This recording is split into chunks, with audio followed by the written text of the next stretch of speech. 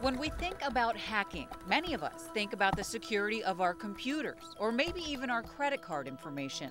But many would never think of our cars as a target for hackers.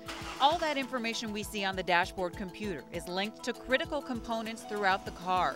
And the more bells and whistles we demand, the more technology is packed inside our vehicles. And they put those features in there because people want them.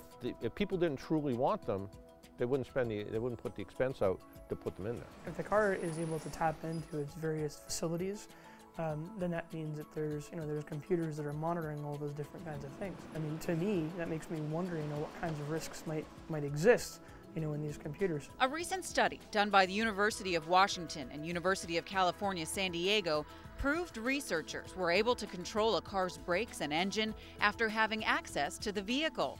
And researchers at Rutgers and the University of South Carolina were able to hack into the tire pressure monitoring systems of two cars by using the radio frequencies made to communicate between the tires and the car's engine. But controlling your car from a computer, according to some, isn't far behind. The things that somebody could do would really be limitless if these things are internet connectable.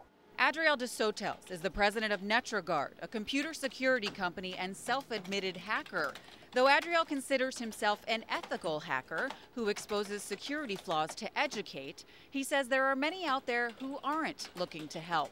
Add in the availability of mobile hotspots and internet connections in cars, he says hackers have the potential to do a lot of damage. Imagine doing something like infecting that car with a worm.